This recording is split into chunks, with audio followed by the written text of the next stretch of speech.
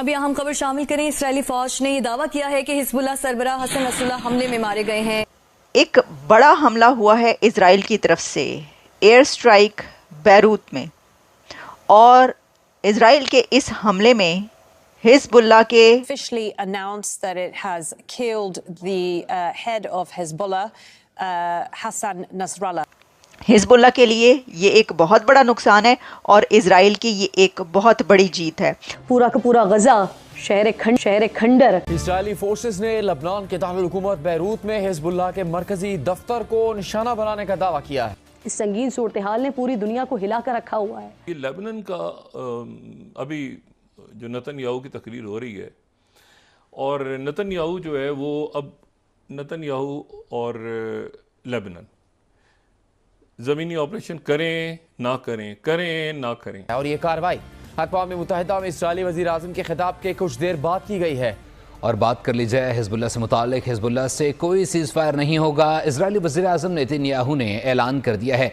अपने बयान में कहना था कि हिजबुल्लाह के साथ 3 माह के सीज़ फायर की खबरों में कोई सदाकत नहीं। इसराइल मुसलसल 5 दिनों से लबनान को फ़िज़ाई हमलों से निशाना बना रहा है और इसराइल की मदद के लिए जहाज भर भर कर हथियार भेज रहे हैं। गज़ा में तो जो कुछ होना था वो हो गया। अब गज़ा लिंक है लेबनान के साथ और बाकी जो सीरिया के साथ। तो ये एक तरह का ये क्यों कर मुमकिन बनाया होगा इसराइल ने ये जो हमला किया? ये तो बड़ा एक कंसर्निंग सी चीज़ है। बहुत बड़ी खबर है इस वक्त, हिजबुल्लाह चीफ नसरल्लाह का खात्मा हो चुका है। अब जब ये खबर हम आपको बता रहे हैं तो बहुत सारे लोगों के सीने पर सांप लौटने वाले हैं। बहुत से ऐसे विशेष धर्म के लोग हैं जो बेचारे पागल हो गए हैं कि अरे नसरल्लाह कैसे मारा जा सकता है, अब कौन इजराइल के खिलाफ जंग लड़ेगा। लेकिन वहीं पर बाइडेन ने क्या बोला है? बाइडेन ने बोला है कि नसरल्लाह की मौत से बहुत से लोगों को न्याय मिल गया है और बाइडेन खुश हैं क्योंकि बहुत सारे अमेरिकियों की हत्या का आरोप नसरल्लाह पर भी था। लेकिन जिस तरह से पाकिस्तानी भी हैरान है कि कैसे इजराइल को पता है कि नसरल्लाह कहाँ है, कौन कहाँ है,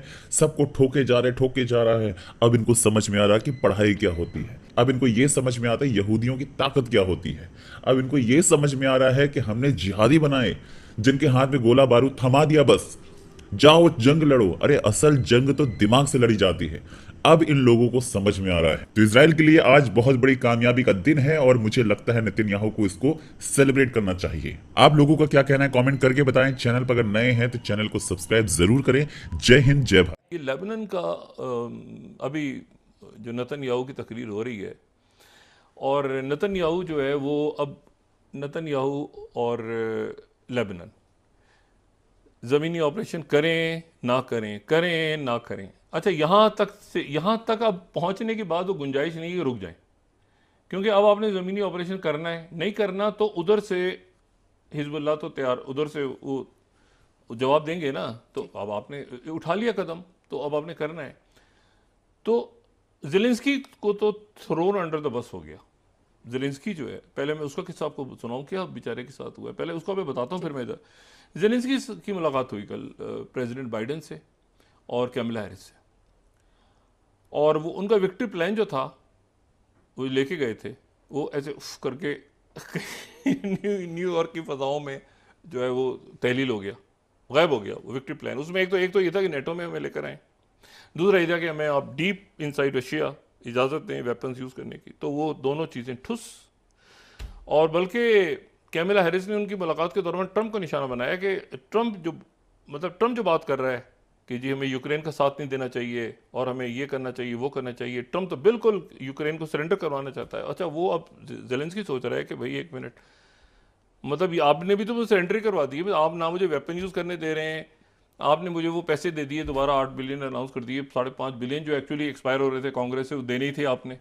तो वो अब अच्छा, तो अब जनाब क्या हुआ, पहले ज़ेलेंस्की के साथ सुने तो वो ना वेपन्स की परमिशन मिली, और ये आखिरी मुलाकात गालिबन होगी उनकी।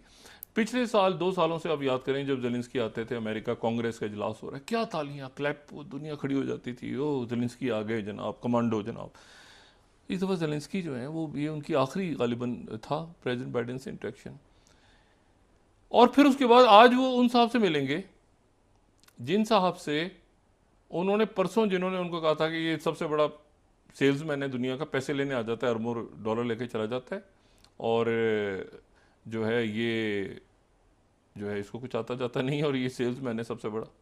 आज उन्हें ट्रंप से मुलाकात होगी। ट्रंप टावर, ये न्यूयॉर्क में हो रहा है ना, यूनाइटेड नेशंस का जो इजलास है जनरल असेंबली का।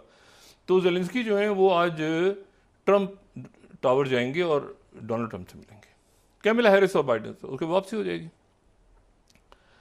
अब एक तो आज ये मुलाकात बड़ी इंपॉर्टेंट है, ठीक है। दूसरी जो है कि ये नेतन्याहू की तकरीर के दौरान वो मुसलसल डबल यहाँ से मैसेज देते रहे कि जी हाँ मैं बातचीत, क्योंकि ये उन अमेरिकन ने कह दिया ना कि क्योंकि इसमें अरब मुल्क और बाकी मुल्कों के लिए बड़ा एक इशू खड़ा हुआ, खासतौर पर मैक्रों के लिए कि और बाकी के लिए कि आपने ये तो बात सब ने की थी, तो इसने नेतन्याहू ने खुद ही कहा था कि आप अनाउंस करें तो मैं इसको मान जाऊँगा। और उसके बाद नेतन्याहू ने दरमियान में ये बयान दिया वहाँ पहुँचने से पहले कि जी ऐसा है कि मैं वो अभी भी सीज़ फायर, अभी भी बातचीत, अभी भी ये सारा आगे पीछे कर करा के, और तकरीर के बाद मेरा ख्याल है उनकी कोई 1-on-1 एक आध मीटिंग होगी, उसके बाद वापसी हो जाएगी। लेकिन इसमें जो इम्पोर्टेंट बात है वो ये है कि जो तवज्जो है गज़ा में, तो जो कुछ होना था वो हो गया। अब गज़ा लिंक है लेबनान के साथ और बाकी जो सीरिया के साथ और ये बाकी अरब ममालिक के साथ। ये मैं आपको सिर्फ बात ही बताऊं कि आज हुतीज़ ने पिछले 24 घंटों में 2 उन्होंने हमले किए।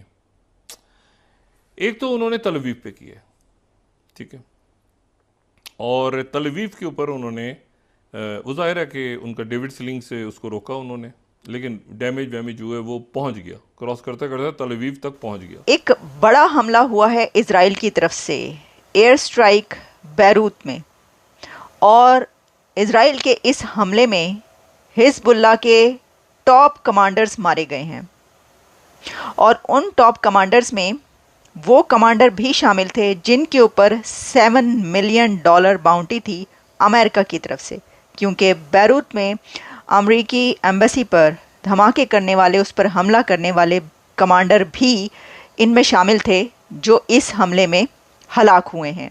ये एक इतना बड़ा हमला था कि 31 से ज़्यादा लोग इसके अंदर मारे जा चुके हैं। हिजबुल्लाह के लिए ये एक बहुत बड़ा नुकसान है और इज़राइल की ये एक बहुत बड़ी जीत है। आप जानते हैं कि इज़राइल ने कहा कि ये अब एक हम न्यू फेज़ ऑफ वॉर में दाखिल हो चुके हैं। ये जब पेजर्स का वो इशू क्रिएट हुआ, जब पेजर्स के धमाके होने शुरू हुए वहाँ पर, उसके बाद फिर उन्होंने कहा कि अब हम एंटर हो चुके हैं न्यू फेज़ ऑफ वॉर में, जिससे सब ने ये समझा कि ये उनकी तरफ से एक तरीके से कंफर्म किया गया है कि ये धमाके उन्हीं की तरफ से किए गए हैं। वो कैटेगोरिकली उन्होंने ये कंफर्मेशन नहीं दी इजराइल ने, और वो दे भी नहीं सकते, क्योंकि जो रूल्स एंड रेगुलेशंस हैं इसके हिसाब से अगर वो करेंगे, क्योंकि जो सिक्योरिटी काउंसिल है उसके अंदर पहले ही ये इशू उठाया जा चुका है, जिसके अंदर ये कहा है कि ये जो पेजर्स के ज़रिए जो धमाके किए गए हैं वो इंसानी हकूक़ की खिलाफ वर्जी और इस तरह की बहुत